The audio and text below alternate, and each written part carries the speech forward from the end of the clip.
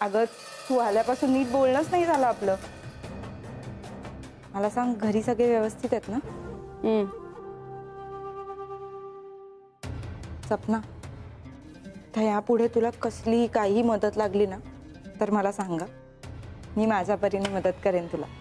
ते माझं मी बघून घेईन, तू कामाकडे लक्ष दे. खूप कामं पडली आहेत आधीच. पण आपलं बोलणंच नाही झालं ना नीट, म्हणून विचारलं.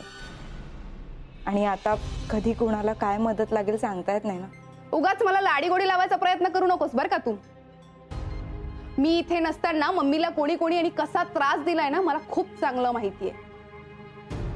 त्याच्यामुळे मी कोणाच्याही जाळ्यात अडकेल असं होणारच नाही. सपना, अगं आम्ही काही मुद्दाम मम्मींना फसवायचं म्हणून तसं नाही वागलो. आणि आम्ही आल्यानंतर मम्मींची माफी पण मागितली, आणि ते आम्हाला माफच नाही करत आहेत. काय करायचं काहीच कळत नाहीये. सपना, तू प्लीज मला एक मदत करशील का ग? काय? आता या घरात तूच मम्मींच्या सगळ्यात जवळची आहेस ना, त्यांचा तुझ्यावरच सगळ्यात जास्त विश्वास आहे. तर मला सांग ना की मी मम्मींचा राग कसा शांत करू? हे बघ, त्याच्यात तर मी काही पडणार नाही, आत्ताच सांगतेय. अगं नाही नाही, पण नकोच. बरोबर आहे तुझं, तू नकोच पडूस यात, नाहीतर उगाच माझ्यामुळे तुला ओरडा पडायचा. बरं ऐक, भाजी फोडणीला घातली आहे मी, आता फक्त फ्लॉवर घालायचा आहे. हां, एवढं करते आणि बाबांकडे जाते मी. अगदी काहीही काम असेल तर मला हाक मार.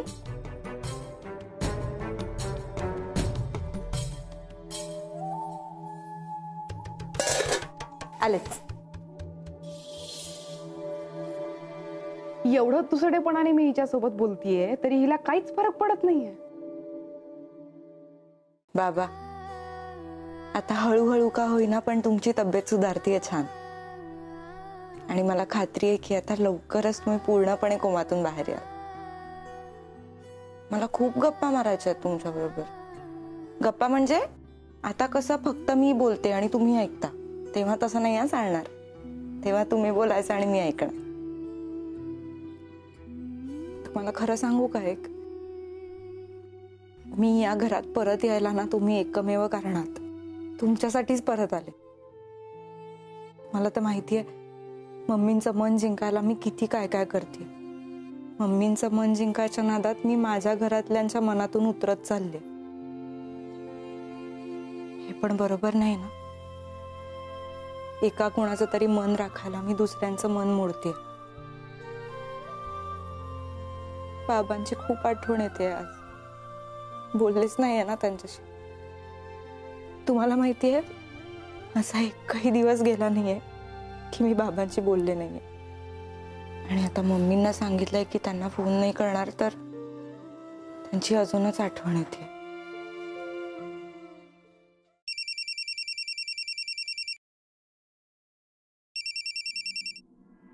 हा सर. कस्तुरी, कुठेस तू? मी बाबांच्या खोलीत आहे. बोल. बर, तुझ्या आजूबाजूला कोणी नाहीये ना? नाही का? एक मिनिट. बाबा. बाबू. बाबा, बाबा तुमची खूप आठवण येत होती मला आता. कसे आहात तुम्ही? मी बरा आहे ग. तू कशी आहे? आतापर्यंत खूप चुकल्यासारखं वाटत होतं, पण आता छान वाटतंय. बाबा, काल रात्रीसाठी खरंच सॉरी.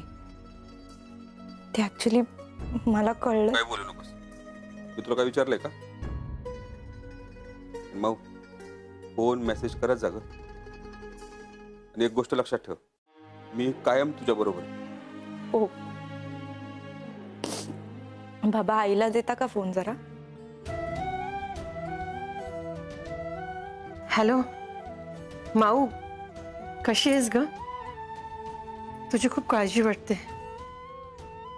आई, तू अजिबात काळजी करू नकोस. सौरभ असताना मला कसलंच टेन्शन नाही. अगं आईचं काळीज आहे ना. तुझा फोन नाही आला तर काळजी वाटणारच ना. आई, त्यापेक्षा ना तू तुझ्या तब्येतीकडे लक्ष दे. काळजी घे. उगाच टेन्शन घेत बसू नकोस हा. एक मिनिट हा, विजूशी बोल. हॅलो. हॅलो. अगं तू काल फोन केल्याच्या नंतर मला तुझा एवढा राग आला होता, पण मला नंतर कळलं की तुझी चूक नाही आहे. सॉरी यार. आणि बाबांनी पण मला सांगितलं. विजू, अरे इतकं काही घडत होतं ना, मला कळलंच नाही कसं सांगू आणि कधी सांगू. पण ऐक ना प्लीज, तू आई बाबांची काळजी घे. हो. घरची सगळी जबाबदारी आता तुझ्यावर आहे. सौरभला देतोस फोन? हा हा.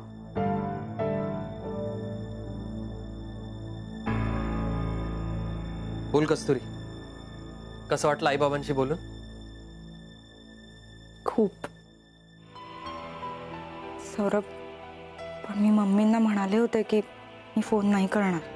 मग तू कुठे फोन केलायस? आणि बाबांनीही तुला फोन केलेला नाही. फोन मी केला इकडून. अरे तसं नाही, पण तरी काही नाही कस्तुरी. तुला छान वाटलं ना आईबाबांशी बोलून? बस संपला विषय. आता तेही काळजी करणार नाहीत आणि तुलाही कमी आठवण येईल. तू माझ्यासाठी एवढं करतेस, मी तुझ्यासाठी एवढंसं नाही करू शकत. थँक्यू. राहू दे. बरं आता कोणीतरी बघायच्यात फोन ठेव पटकन. हो. बरं मला सांग, तू घरी कधी येतोस? येईन लवकर.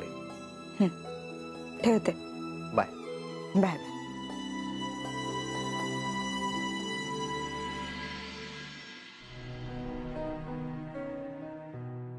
तुमचे आभार कसे मानवत ना तेच कळत नाही. बाबा आभार कसले? मी कोणी परकाय का? माऊची खूप आठवण येत होती आणि आम्ही फोन पण नव्हतो करू शकत. आणि तुम्ही असं देवासारखे धावून आला. बाबा अहो, तुम्ही मुलगा मानता ना मला. माझं कर्तव्यच आहे ते. तुम्ही माऊ बरोबर आहात ना, आता मला काही काळजी नाही. आणि करू पण नका काळजी. बर का आई, मी कस्तुरीला कधीही एकटं पडू देणार नाही. पण माऊ असं का बोलली?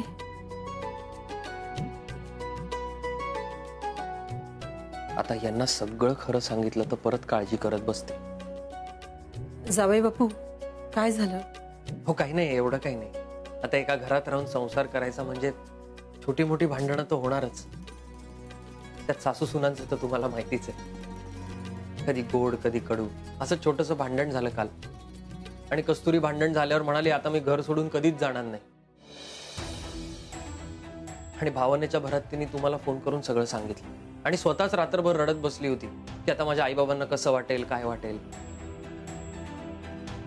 जावई बापू, आज घरी गेल्यावर तिला सांगा हा, आम्हाला वाईट नाही वाटलंय म्हणून. सांगतो. हो. आणि भांडणं काय होतच असतात, त्यामुळं कुठलाही असा टोकाचा निर्णय घेऊ नको असं बाबांनी सांगितलं असं सांग. हो सांगतो.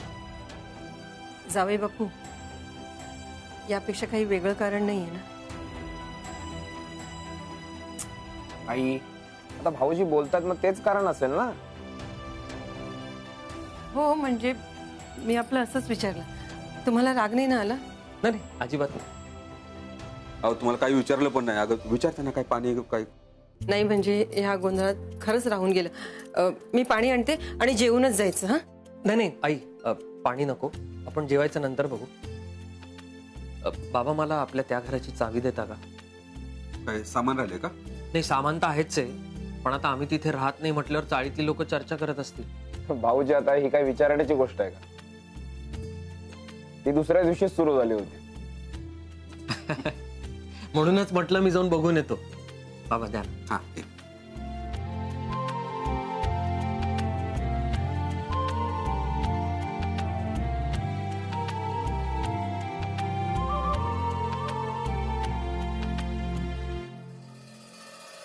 पण बरं झालं बोलणं झालं. कालपासून मला इतकी काळजी लागून राहिली होती. फोन कोणाचा होता? सपना फोन दे. कोणाशी बोलत होतीस? आई बाबांशी बोलत होतीस ना तुझ्या तू? काही काय बोलतीयस? हे बघ, मला मम्मीने सांगितले की तू कोणासोबत बोलू शकत नाही, आई बाबांसोबत सुद्धा. त्याच्यामुळे आत्ताच्या आत्ता खरं सांगायचं, तू कोणाशी बोलत होतीस? मी सौरभशी बोलत होते फोनवर. मी वाटल्यास दाखवते तुला. ठीक आहे, राहू दे. सपना, काय? बऱ्याच दिवसांनी आली आहेस ना घरी? बाबांना भेटली नसेल ना? बाबा, ही सपना आपल्याकडे कामाला होती आधी, पण काही कारणामुळे एवढे दिवस येत नव्हती. आता परत आली. खूप मेहनती आहे हं. सगळी कामं एकदम चोख करते आणि जेवण तर इतकं मस्त बनवते, तुम्हाला खूप आवडेल. सगळ्यांची छान काळजी घेते. ठीक आहे, मला काम आहेत, मी जाते. काय आत्या, असं लपून छपून का बघताय? तुम्ही काय लक्ष ठेवताय माझ्यावर? मी कशाला तुझ्यावर लक्ष ठेवू? अशी कोण मोठी लागून गेली का तू? मम्मीची राईट हँड आहे मी, समजलं? आणि माझ्यासोबत बोलताना तोंड सांभाळून बोलायचं, समजलं का? आणि माझ्यावर लक्ष ठेवायचं काम नाहीये तुमचं, तुमच्यावर लक्ष ठेवायला मी इथं आलीये, कळलं का? निघायचं आणि कामं करायची. हे तू कोण मला सांगणार? मम्मी येऊ देत, मग कळेन मी कोण आहे ते. पण तोपर्यंत मुक्काट्याने काम करायचं, समजलं? निघायचं. आणि नाही केली तर?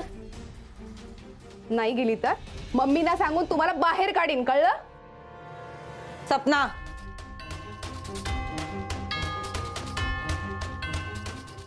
बास हा, आता जरा अति होत आहे तुझं. कला आत्या घरात मोठ्या आहेत, त्याच्यामुळे त्यांच्याशी वाटेल तसं बोललेलं मी खपवून घेणार नाही. मला मम्मीची फुल परमिशन आहे, कळलं का?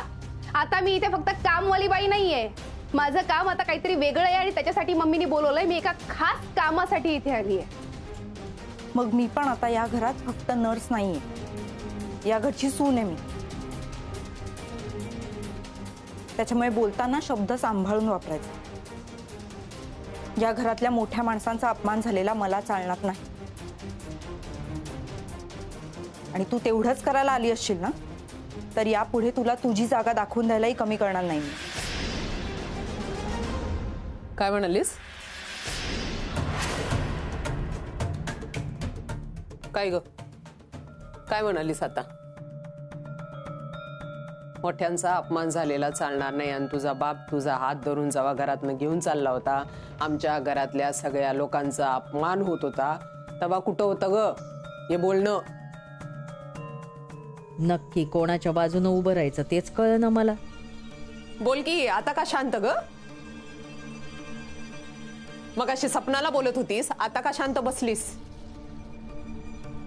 मम्मी, सपना कला आत्यांशी वाटेल तसं बोलत होती. कोणी दिला तिला हा अधिकार? मी दिला अधिकार. मी दिला सपनाला अधिकार आणि तुझ्या समोर सांगते, ए सपना, हिच्यावर व्यवस्थित लक्ष ठेवायचं. घरातली प्रत्येक कामं हिनं केली पाहिजे. जरा पण बसलेली दिसली ना, मला येऊन सांगायचं, आणि मी नसेल ना तर तू स्वतः कामाला लावायचं. मी दिला अधिकार. ही सपना डोई जड होण्याआधी हिला इथून काढलं पाहिजे बरं का. त्यासाठी एकच उपाय, सौरभ आला पाहिजे. म्हणजे कमू आणि सपना दोघींचं पितळ उघडं पडेल आणि माझं सुद्धा काम हलकं होऊन जाईल. मी कस्तुरीच्या खांद्यावर बंदूक ठेवून सौरभला चालवायला सांगेन. आणि तुला पण सांगून ठेवते, घरात राहायचं असेल तर कामं करावी लागणार. मग मध्ये कुणी बी आला ना, अगदी सौरभ बी आला ना, तरी कामं चुकणार नाहीत.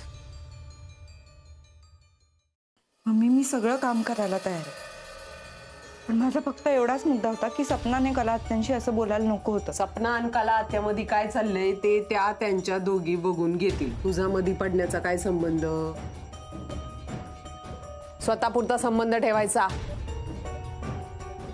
घरातली कामं करायची बास. आणि हितबाईच्या रूम मध्ये काय करतीस तू? काही नाही, बाबांना बघायला आले होते. काय बघायची वस्तू आहेत का ते? बाहेरची कामं करायची. एवढे दिवस जेव्हा त्यांना सोडून गेली होतीस तेव्हा त्यांच्या तब्येतीची काळजी होती वय? आता बघायला आलीस त्यांना? मम्मी, मी तुम्हाला म्हटलं ना, मी सगळी कामं करेन, पण प्लीज मला बाबांची पण काळजी घेऊ द्या. मी ठरवणार या घरामध्ये कुणी काय करायचं ते, तू मला नाही सांगायचंस. बाईची काळजी ती घ्यायला आम्ही समर्थ आहोत. तू बाहेरची कामं करायची, कळलं का? आणि या घरामध्ये आवाज फक्त मम्मीचा. परत कधी कोणावर बी ओरडून बोलताना दिसलीस ना तर मी आणि तू आहे. आणि सपना तू चल ग माझ्या बरोबर जरा.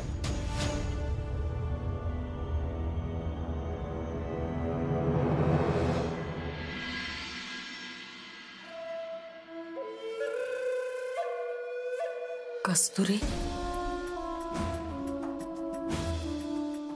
मला खूप वाईट वाटतंय ग. नाही म्हणजे सपना मला वाटेल तसं बोलली ते तर झालंच, पण त्यासाठी मम्मी तुला अद्वा बोलली हे तर फार चुकीचं झालंय. हे म्हणजे तोंडातून बुक्क्याचा मार सहन करणं झालंय आता.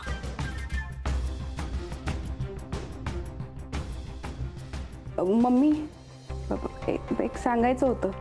कशाला बोलवली तुला? पटकन सांग. ते सांगते पण त्याच्या आधी एक सांगायचं होतं. पटकन सांग. मम्मी कस्तुरी सोबत मी खूप तुसडेपणाने वागते, पण अहो ती माझ्यासोबत खूप चांगलं वागते. तुला इथं कशाला बोलवली? झोपडपट्टीत परत जायचंय का? नाही. झोपडपट्टीतनं इथं आणलंय, इथनं परत तिकडे पाठवायला वेळ लागायचा नाही मला. नको मम्मी. मी जे सांगितलं तेवढं बोलायचं. सौरभच्या नजरेत मी उतरायला नको म्हणून तुला इथं बोलवलीये. कसं बी करून या कस्तुरीला घराच्या बाहेर काढायचंय, कळलं का? शब्द माझे असतील, बोलायचं तू. अपमान झाला पाहिजे बसता उठता, कळलं का?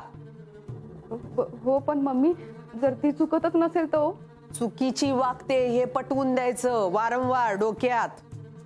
सूट दिली आहे ना खुल्ली, त्याचा फायदा घ्यायचा जरा. अपमान झाला पाहिजे पण सौरभला भनक लागता कामा नाही, कळलं का? चालेल मम्मी. एका दगडात दोन पक्षी मारायचे मला. एक तर ती कस्तुरी आणि ती डबल ढोलकी कला.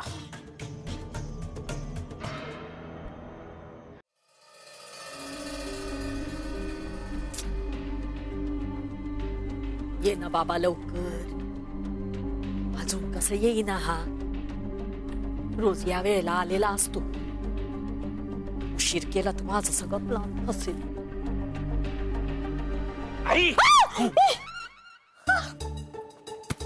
तुला काय अक्कल आहे का? माझा जीव जाता जाता राहिला आता. आई तू काय करते इथे? सौरभची वाट बघती. मी ऐकलं ते खरं आहे का? काय? त्या सपनामुळे मामीने तुझा अपमान केला? हो. आता तर मी तिला सोडतच नाही. मागच्या वेळी माझ्या हातून निसटली पण यावेळी नाही. विश्वास, एक गोष्ट कायम लक्षात ठेव. आपल्याला जर आयुष्यात पुढे जायचं असेल ना, आपण नसते बंदूक चालवायची, कोणाच्या तरी खांद्यावर ठेवून बंदूक चालवायची असते. त्यासाठीच मी सौरभची वाट बघतीये. सौरभ येतोय का? मग मी पण थांबतो. कशाला? कशाला म्हणजे आपण दोघे मिळून सपनाबद्दल सांगू ना सौरभला. नको. आपल्या दोघांना इकडे बघितलं ना तर संशय येईल. त्यापेक्षा तू आज जा आणि लक्ष ठेव कोण काय बोलतय काय नाही. मला सांग नंतर. जा. अय माकडा, इकडनं कशाला? इकडे पायऱ्या कशासाठी येत या? काहीतरी माकडचा हे सुस्त आहेत आपले सकाळ सकाळ. काय बाई हा सौरभ कधी यायचा?